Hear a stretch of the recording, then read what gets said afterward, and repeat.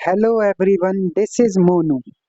Here I'm gonna tell you the uses of idioms and phrasal verb.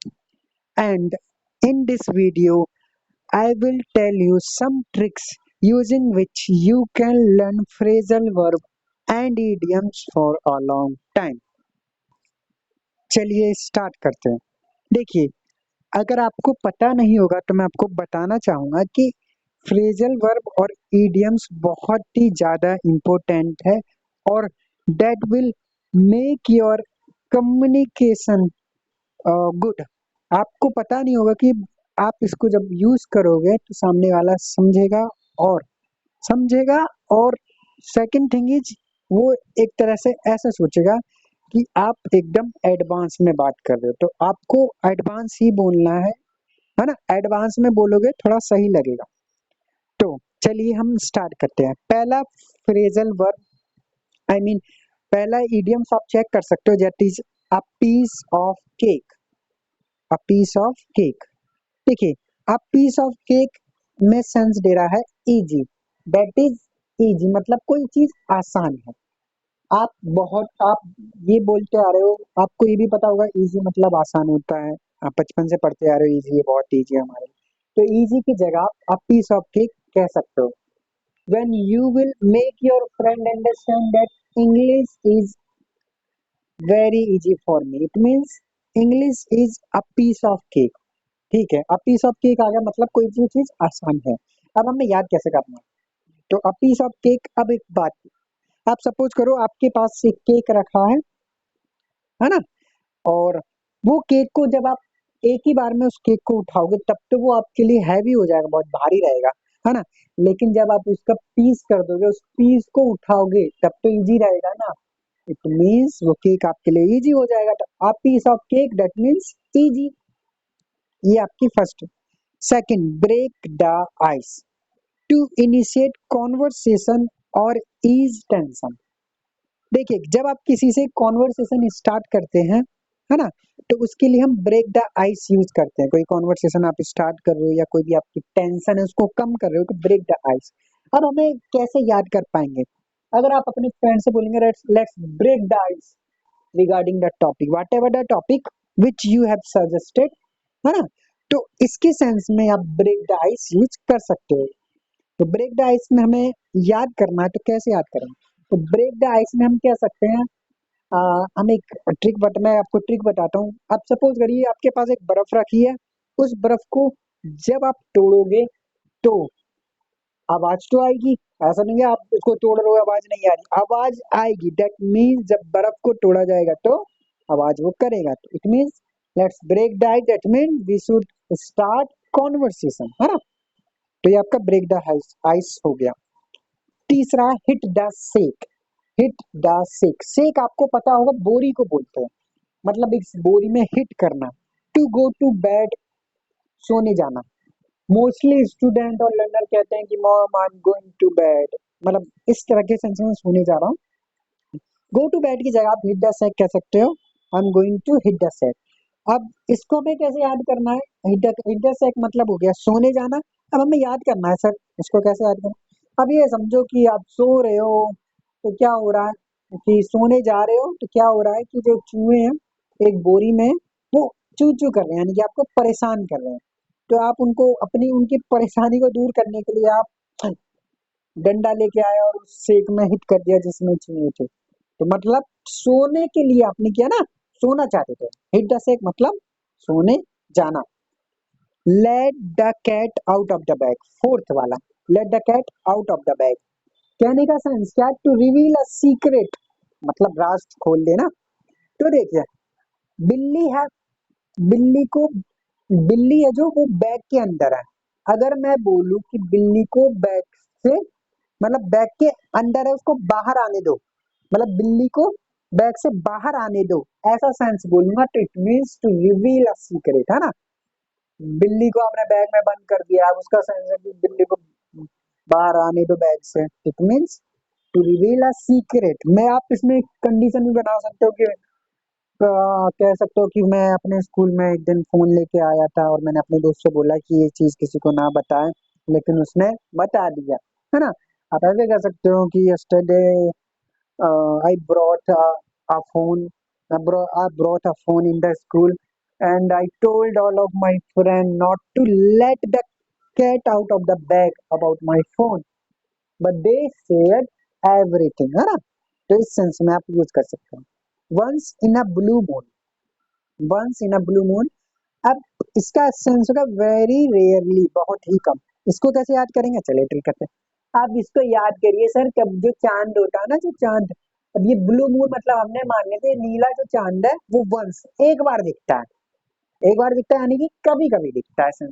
वही कभी कभी आप उसमें यूज कर सकते हो। Suppose you have failed the exam and now you have finally started to study hard, है ना।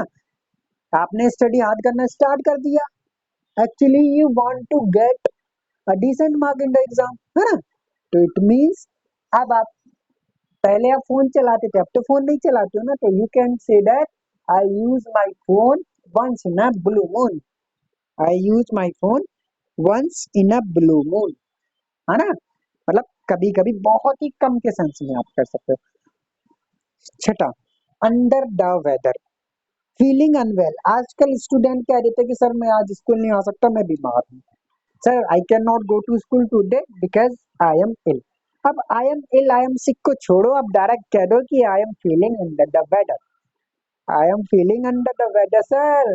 सपोज आज कंपनी जाना है, तबीयत सही नहीं है, तो कह दो सर, बॉस से बोलो I could not show up for the company as I am feeling under the weather. Under the weather. अब हमें इसको याद करना कैसे, चलिए इसकी भी ट्रिक बता दो। अंडर द वेदर मतलब सेंस है कि आप बीमार महसूस कर रहे हो ना। तो इसमें आप ऐसे कह सकते हो कि सपोज करो आप बीमार हो गए, है ना। तो बीमार होने के बाद आप क्या करोगे, अंडर द वेदर रहोगे। मतलब वेदर के एक हमने बस कंडीशन बनाई कि वेदर के नीचे रहोगे आप। नीचे मतलब आप वेदर से बचोगे। जब आप अंडर द वेदर रह रहे हो दैट मीन्स आप बीमार हो गए हो ना, तभी तो आप अंडर द वेदर रह रहे हो, वेदर से मुझे बचना है।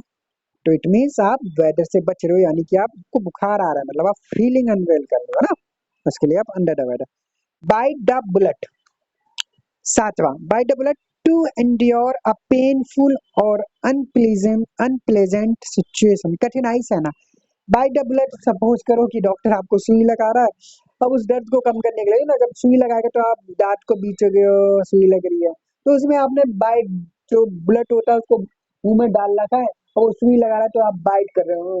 मतलब बाइट करोगे तो दर्द तो सहोगे ना, सुई तो लग रही है, दर्द तो सहोगे, तो इसी को ही कहते हैं बाइट द बुलेट, यानी कठिनाई से होना। कठिनाई तो सही रहे हो। एट्थ है आपका स्पील द बीन्स। देखिए हमने पहले ही याद कर लिया let a cat out of the bag, तो ज्यादा उसको याद नहीं करेंगे। एक याद है, अभी एक से स्टार्ट करते हैं, बाद में हम सेम इसका सिनोनिम करेंगे। नाइन्थ वाला पढ़ते हैं। Cost an arm and a leg. देखिए cost an arm a leg, very expensive, बहुत महंगा। आजकल क्या होता है, जब आपको लगता है ना, when you will find that the thing which you seriously और literally want to purchase, it is very expensive. आपको लगता है कि यार जो चीज आपको खरीदने बहुत महंगी है, तो आप वेरी एक्सपेंसिव कह दोगे या कॉस्टली बोल दोगे। अब आप उसके लिए cost an arm and a leg बोल सकते हो, बहुत अच्छा लगेगा, है ना। आप गए, आपको कहीं गए आप, मतलब कोई दुकान पे गए, सपोज करो आप दुकान पे गए, है ना, और आप कुछ खरीदना चाहते हो लेकिन बहुत महंगी है, तो क्या होगा, दुकान वाला कह देगा कि आप ये जो चीज खरीद रहे हो बहुत महंगी है, it will cost you N arm and a leg. It will cost you N arm a leg, that means ये आपको बहुत महंगा पड़ेगा। तो इसके लिए आप क्या कर सकते हो, आप इसको ये भी सेंस में समझ सकते हो याद करने की ट्रिक, कि यार ये इतना महंगा है, इसमें तो एक आर्म भी लग जाएगा और एक लेग भी लग जाएगा, मतलब बहुत महंगा है ना। Kill two birds with one stone, मतलब कि सर एक, मतलब वही ना, एक तीर से दो निशाना। To achieve two things with one action. देखिए आप सपोज करो आपकी किसी एग्जाम में बैक आ गई, और बैक आने के बाद आपने सोचा है कि मैं इस बार एग्जाम दूंगा और उसमें पास होऊंगा, पास होऊंगा, और साथ ही साथ पास तो होना है, साथ ही साथ अच्छे नंबर और लाऊंगा, जैसे 100 में से 90, 95, इस तरह से।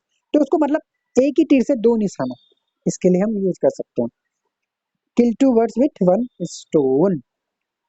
The ball is in your court, it's your turn to act. अब तुम्हारी बारी है, मतलब फैसला आपके हाथ में है।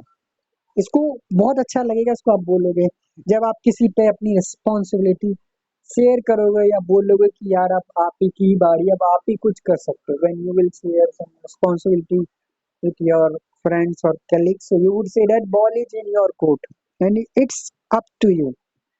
मतलब आपको एक आप पर ही निर्भर करता है, जो करोगे आप ही करोगे। मतलब अब इसको हमें याद करना है sir, the ball is in your court. तो ये समझ लो आपके पास है बैट और आपके फ्रेंड के पास है बॉल, है ना।